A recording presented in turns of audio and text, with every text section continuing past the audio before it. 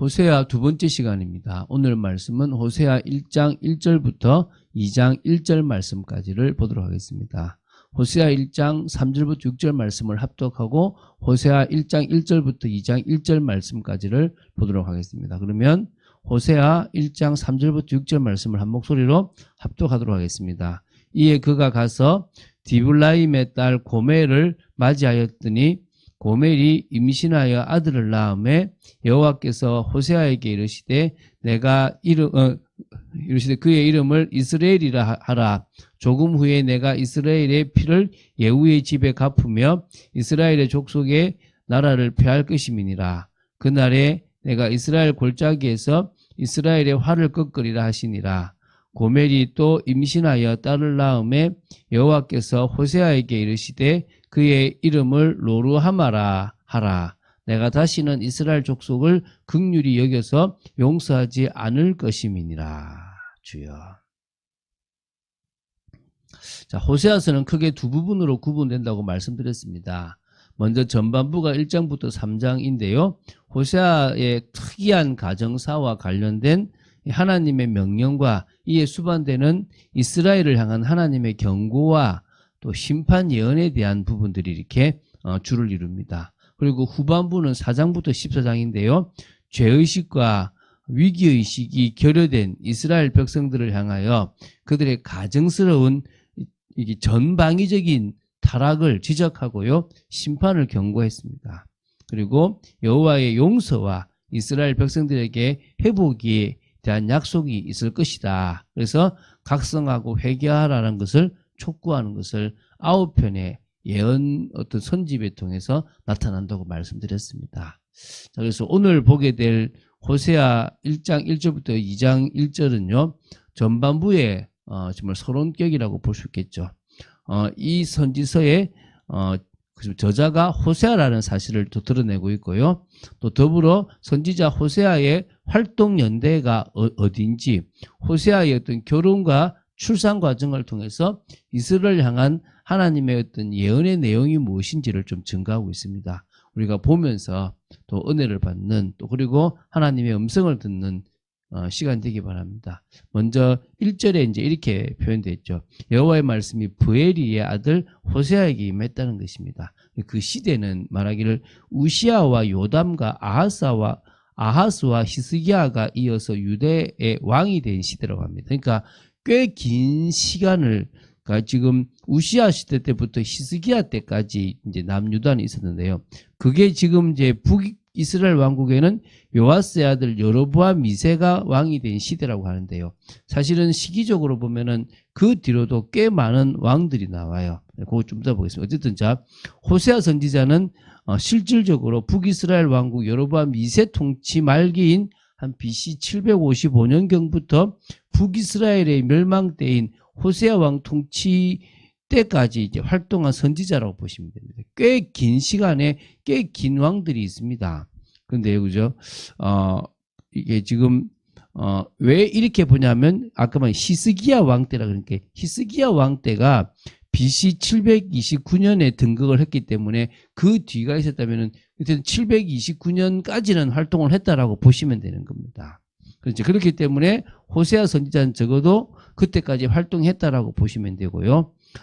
호세아 선지자는 북이스라엘의 왕이 아까 여로보암 2세뿐만 아니라 스가랴, 또 살룸, 그리고 무나햄, 그다음에 브가히야, 베가, 호세아까지 이 여러 왕들이 이렇게 다 통치했던 시기를 그 시기 동안에 예언 활동을 했다라고 보시면 됩니다. 그런데 왜 호세아가 이렇게 많은 왕들이 있었는데 여로보암 2세만 지금 이야기하느냐? 뭐 여러 이야기들이 있겠지만 여로보암 2세를 제외한 다른 왕들은요 모두 앞선 왕들을 이렇게 암살하고 왕이 됐기 때문에 정통성이 없는 범죄자에 지나지 않는다고 보았지 않았나라고 생각을 많이 해요. 그런 의미에서 지금 그냥 북이스라엘에 지금 여로보암 2세 때 했다라는 표현이 그 전체를 다 아우른다라고 보시면 될 것 같아요. 자, 어쨌든 여호와께서 호세아에게 정말 곤란한 명령을 내리십니다. 우리 잘 알죠? 너는 가서 음란한 여자를 맞이하여 음란한 자식들을 낳아라. 야, 이게 참. 아니, 여러분, 눈에 넣어도 안 아픈 자식이어야 되는데, 음란한 자식을 낳으라는 거야. 이 아내를, 또 그런 아내를 만든 것도 기분 나쁘고 화가 나는데, 그 자식도 그렇게 하라고 하니까 얼마나 화가 납니까? 그래서 이 나라가 여호와를 떠나 크게 음란합니다. 그래서 너의 가정사를 통하여 내가 이 나라 북이스라엘뿐만 아니라 남유다까지 타락하고 음란했다는 것을 드러내겠다 이 말입니다. 그래서 이제 고멜과 결혼하라는 것이 정말 거룩한 선지자로서는 힘든 상황입니다. 그것까지 감당하여 이스라엘 백성들이 여호와를 떠나 크게 음란함을 깨닫게 하라 이제 이런 의미가 있는 거죠. 그래서 호세아가 아내로 맞이한 여인이 바로 이제 디블라임의 딸 고멜입니다. 그리고 이제 그 고멜인데요. 이 고멜은 새 아이를 낳았다고 얘기해요. 새 아이를 낳았는데요. 3절부터 5절의 첫째 아들에 대한 이야기입니다. 그 아들을 낳았는데 첫째 아들이 뭡니까? 이스라엘입니다. 그래서 이스라엘은 뭐 하나님이 씨를 뿌리신다 이런 의미가 있는데요. 하나님께서 조금 후에 내가 이스라엘의 피를 예후의 집에 갚으며 이스라엘의 족속의 나라들을 폐할 것이니라. 이 사실을 이제 아들을 통해서 말씀하셨습니다. 결국 하나님께서 이스라엘 골짜기에서 이스라엘 활을 꺾으시리라는 사실을 이제 말씀하셨는데요.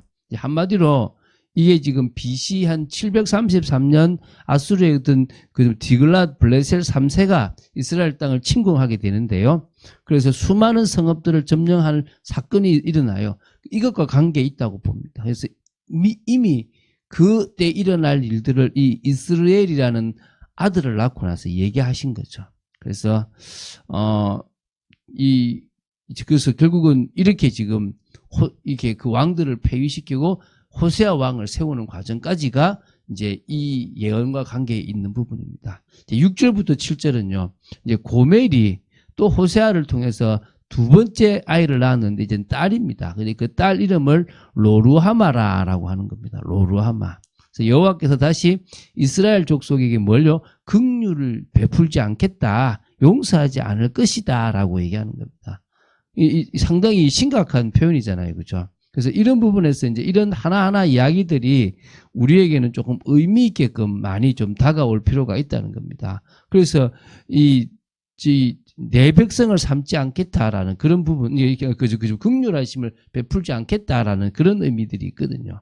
얼마나 안타깝습니까? 이제 긍휼을 끊어버리겠다라는 부분들이 있는 거죠. 자, 그래서요, 내가 유다 족속을 긍휼히 여겨 그들의 하나님 여호와로 구원하겠고 활과 칼이나 전쟁이나 말과 마병으로 구원하지 않을 것이다 하셨던 것입니다. 이 말씀대로 북이스라엘은 BC 722년에 아수르의 침략을 받아 멸망했지만 남유다는 동일한 아수르의 침략을 받았을 때 하나님의 기적적인 어떤 개업을 통해서 개입을 해서 구원을 이렇게 받게 됩니다. 그래서 18만 5천이라는 그 아수르 군사가 하루아침에 송장이 되는 그런 일들이 벌어졌잖아요. 결국은 하나님은 이런 부분에 응답하시는 또 그래서 북이스라엘은 멸망하지만 남유다는 하나님께서 또 기회를 주시겠다는 부분과 관계 있는 겁니다. 또 8절에서부터 11절은 이제 세 번째 아이가 태어납니다. 세 번째 아이는 이제 로루하마를 젖된 후에 또 임신하여 아들을 낳았는데, 이제 그 이름을 뭐라냐면 로암미라고 하는 겁니다. 그래서 이것은 너희는 내 백성이 아니요 나는 너희 하나님이 되지 아니할 것이라. 이제 나는 너희를 내 백성 삼지 않겠고 나는 너희 하나님이 되지 않겠다. 이름의 의미들을 보겠죠, 그죠? 이스라엘, 그 로루하마, 이제 뭡니까? 로암미, 나의 백성. 암미는 나의 백성인데 로암미는 뭐라고요? 내 백성 아니다 이 말입니다. 자, 그러나 이스라엘 자손의 수가 바닷가에 모래같이 되어서 헤아릴 수 없고 셀 수도 없을 것이며 전에 그들에게 이르기를 너희는 내 백성이 아니라 한 그곳에서 그들에게 이르기를 너희는 살아계신 하나님의 아들들이라 할 것이라. 이에 유다 자손과 이스라엘 자손이 함께 모여 한 우두머리를 세우고 그 땅에서부터 올라오리니 이스라엘의 날이 클 것이미로다. 이렇게 해요.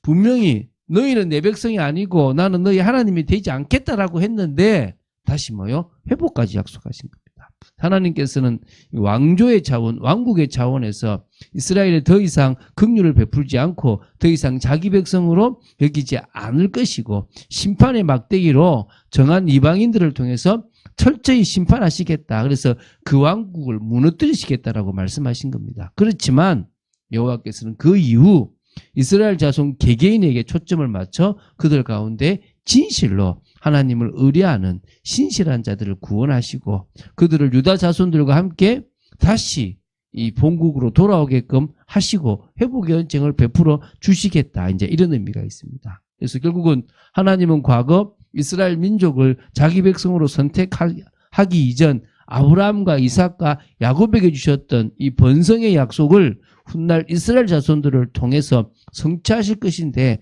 그 방법이 혈통적으로 이스라엘만이 아니라 이제는 이방인 속에서도 예수 그리스도 안에서 주께로 돌아오는 사람들까지 포함시켜서 하겠다는 거예요. 이거는 이제 종말론적 개념이 있습니다. 이스라엘 역사에서는 궁극적으로 이루어지지 않고요. 우리와 같이 돼서 바닷가의 모래와 같이 많은 그런 일들이 벌어지게끔 하시겠다는 겁니다. 그래서 이제 2장 1절에 너희 형제에게는 암미라 하고 너희 자매에게는 루하마라 하겠다 이 말입니다. 앞에까지는 심판이라면 2장 1절은 회복입니다. 자, 어떻게 보면 이스라엘 한마디로 그 이름의 의미가 이제 뭡니까? 진짜 말 그대로 이제 긍정적으로 바뀌게 되는 거고요. 로암미가 암미가 되고 로루하마가 이제 루하마가 되는 겁니다. 암미라는 것은 나의 백성이거든요. 내 백성이 아니라 그랬는데 내 백성이라고 하겠고, 그 다음에 뭡니까? 긍휼하게 여기지 않겠다고 한 것을 루하마, 긍휼하게 여기다. 이제 이런 의미가 있습니다. 그래서 하나님은 하나님의 뜻에 또 맞게 하나님 앞에 서는 자들에게 뭐요? 긍휼을 베푸시고 내 자녀가 되게 하겠다라는 것을 말씀하신 거예요. 자, 이게 지금 호세아 첫 번째 시간인데요. 이 하나님의 이 생생한 말씀에 좀 귀 기울여야 될 줄로 믿습니다. 하나님의 공의로운 심판을 경험하는 이게 쓰라리고 험난한 인생길을 걷지 않습니까? 그렇지만 결국은 하나님께서 하나님 앞에 서고 회개하고 돌아서고 하나님을 향한 사랑 속에서 예수 그리스도를 사실적으로 믿는 그 사람들을 다시 백성 삼으시고 긍휼을 베푸시겠다라고 하시는 부분들이 있다는 것입니다. 오늘 그 하나님의 마음을 우리는 알고요. 우리 주위에도 지금도 고난 가운데 있는 사람들이 있으면 너가 로암미였다면 이제는 암미가 되게 할 것이고 로루하마라 그러면 이제는 루하마가 되게끔 하실 것이다. 오늘 하나님은 우리에게 그런 은혜를 베푸신 분이시다. 자격 없는 우리를 하나님의 자격이 되게끔 하셨다. 그래서 오늘도 그리스도를 붙잡고 나아가고 성령의 충만함을 위하여 영을 따라가는 성령을 따라 행하는 삶을 살아야 될 것이다라고 증거하고 또 그런 삶을 사는 저와 여러분 되기를 주 예수 그리스도 이름으로 축원드립니다. 주는 그리스도시요 살아계신 하나님의 아들이심을 고백합니다. 오늘도 호세아서를 통하여 하나님의 마음을 보게 됩니다. 하나님께서 한 가정을 통하여 음란한 그 우상 숭배의 모습들을 지적하신 부분들을 저희들이 감사합니다. 하나님 저희들의 삶에 더더욱 성령의 능력이 임하기를 간절히 소원하며 은혜 아래에 있는 자인 만큼 성령의 역사 속으로 깊이 들어가는 복된 삶을 살아가는 저희들 되도록 지켜주시옵소서. 감사드립니다. 주 예수 그리스도 이름으로 기도드립니다. 아멘.